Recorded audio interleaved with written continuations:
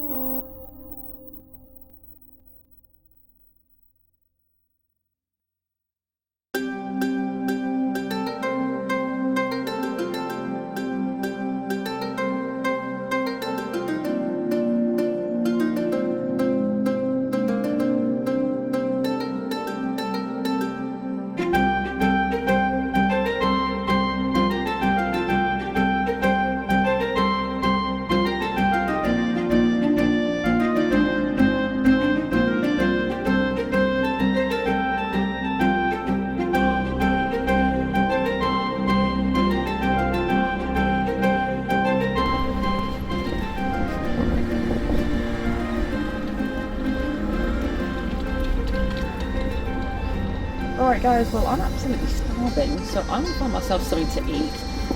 Shall we meet back here about an hour and a half? Sound good? Alright, have fun. Don't spend too much money. Bye.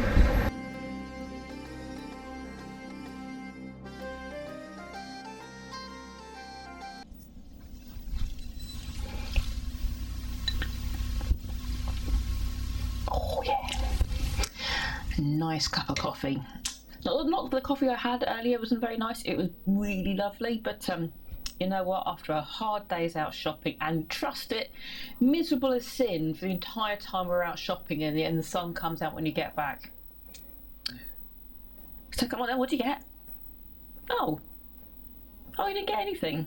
Oh, okay. Oh, well, you were inspired. You got lots of ideas.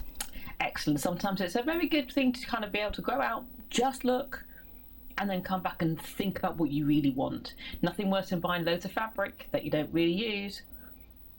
Yeah. But I wasn't quite so restrained, but I did have a shopping list. So what did I say I wanted to get? I wanted to get some black silk, some organza ribbon, wool suiting, some canvas, some brocade. Let's have a look at what I've got and what I'm planning to do. So just as a recap, this is my base fabric. So that's going to be my smock, my undergarment, which you'll see a little bit of the ruffle out the top. So this is my base colour. So I wanted to make sure I wanted to have a series of greens that would kind of complement it or bring out another part of it. I didn't want to go completely for Kermit green, which quite unlike me, I normally go for the biggest, brightest, loudest going. And I don't think I've done that too badly. And also this is my second base green that I'd already bought. This kind of like slightly again on the yellowy, cooler tones of green. Maybe for the sleeves, I don't know yet. As you can see there, looks quite nice. But I don't know quite what I'm going to do with that yet. I might not even use it, to be honest. I might not, but we'll see. So, so I put all my fabrics together and I keep looking at things. I didn't buy that this time. And this is my lining fabric. So again, quite a nice, cool green. It's almost like it's almost impossible to tell it's green, but it is green, trust me. So I'll get them. Now let's go with the kirtle. Now I was originally looking for a wool suiting because it was often kirtles are made out of worsted, which is a wool, which when I started googling to try and find out what it was, everything kept coming back to wool suiting. So I thought, lovely, love a bit of wool suiting. Gonna be a bit expensive, but you know what? It's a one-off project, and I'm prepared to put some money into it. So long to put the effort into it as well. Now, it took me a very long time looking around shop after shop after shop, loads of wool suitings, but it took me a long time to realise no one's going to make a suiting of a green that I'm after. It's just not going to be done. So I had to kind of think a little fast on my feet, and this was possibly the second to last shop I walked into. Now, obviously you've been here waiting for me for a while. I was out for hours, absolute hours. Yeah, I was knackered by the end of it. I'm still out, and hence why I need the coffee. I was falling asleep on the train. So I was just having a look at this last shop, and I was thinking, I'm getting tired. And I looked around, and I just saw this. And I thought, ooh, now that could be a nice kind of green to wear on top. Just have a little bit of that poking out. A nice little green there. So I'm just keeping to make sure that it sort of remains in focus. And I thought, that looks nice, and it feels nice. And I was told it was a really good quality cotton, and I just thought, not really what I want, but I really am struggling to find a wool suiting. So I had a quick feel of some of the wool suitings that were very nearby, and this has a very, very similar feel. It's very, very soft, and it does have the same sort of drape as you would get a wool suiting, but it's not too far off it. Lovely green fabric as the kirtle, which I'm going to line with this linen cotton mix. It's not too heavy, so it should give you a bit of weight, a bit of stiffness, but it shouldn't bulk it down too much, especially at the back when there's going to be a lot of pleating going on.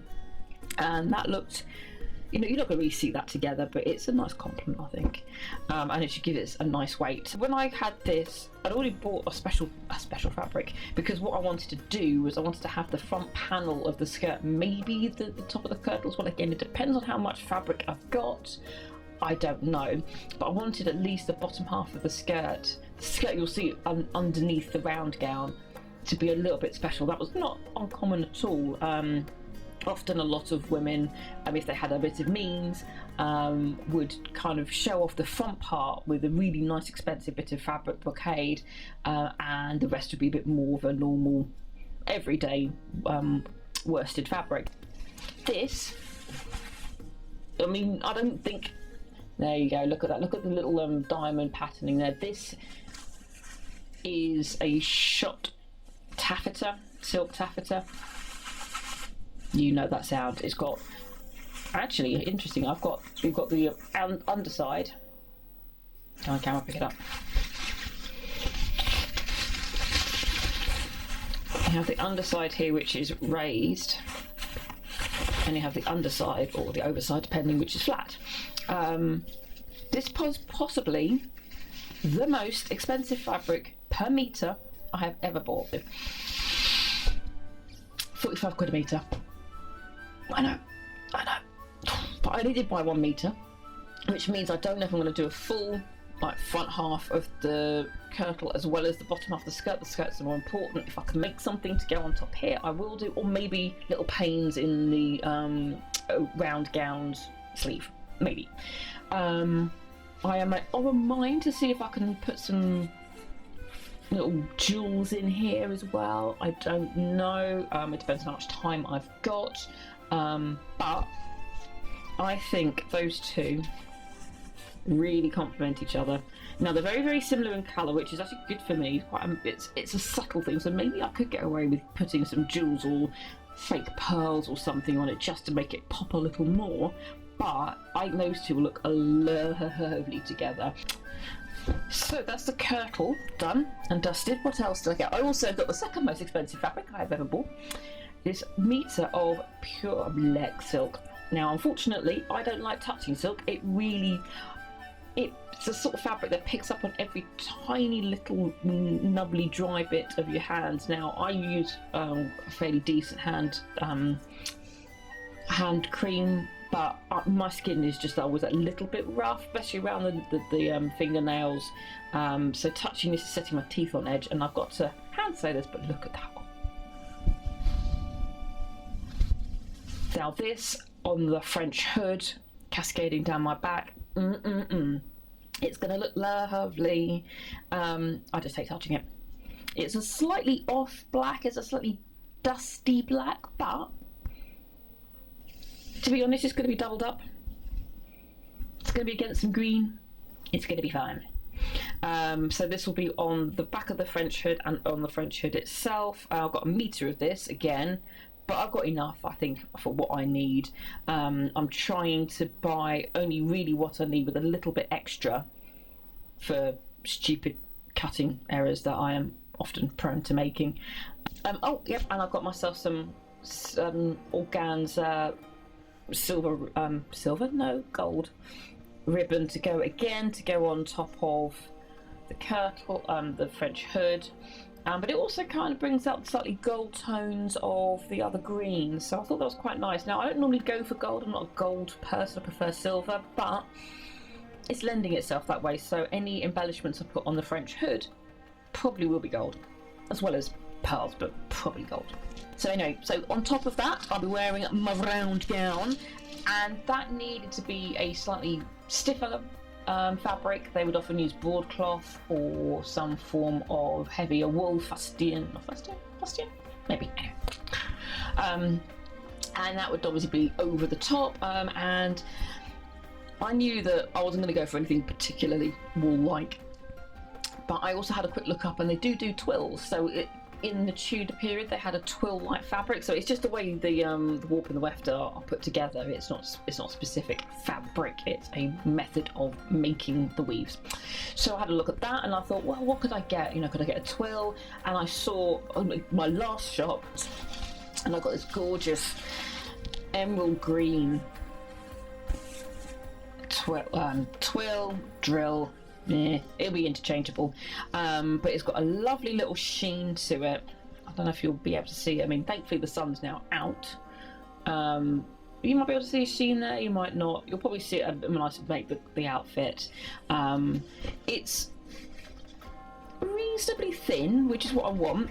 So it's got a bit of structure to it, but it's not too thick.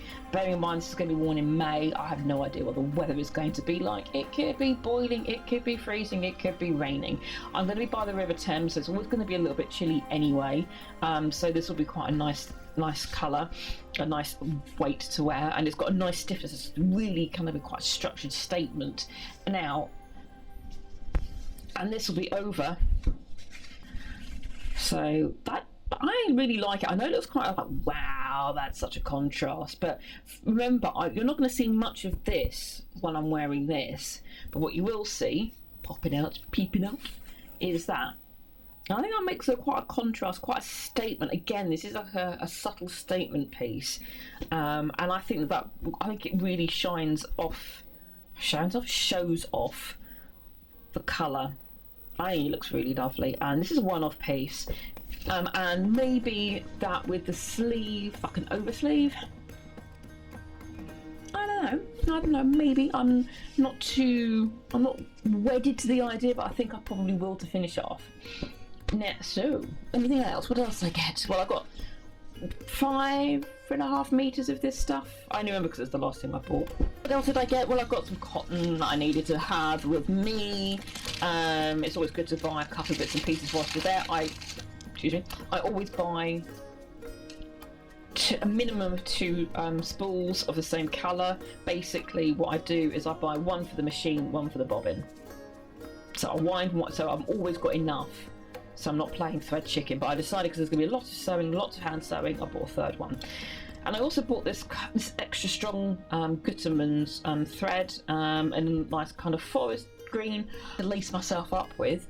And I don't know if you remember, but a couple of years ago, Morgan Donna and Bernadette Bannard made videos on how to make your own thread lace. And I saw this green. This is more Kermit. This is what I would consider Kermit green. But I thought it might make quite an interesting contrast to lace up. So I'm going to be delving into the world of finger lace making. And this is like a lace to lace up, not the pretty lace you kind of wear. But I thought this green against that green, again, just a little bit of a statement. Just something just to make it pop. So that is it. That is my fabric haul for this Tudor outfit. Now, I'm not too daunted by it. It is the middle of February, so I could do with getting a jiggle on. I need to do some mock-ups. I bought some calico to do some mock-ups. I've got some buckram and a few other millinery pieces for the French hood. I need to make a coif.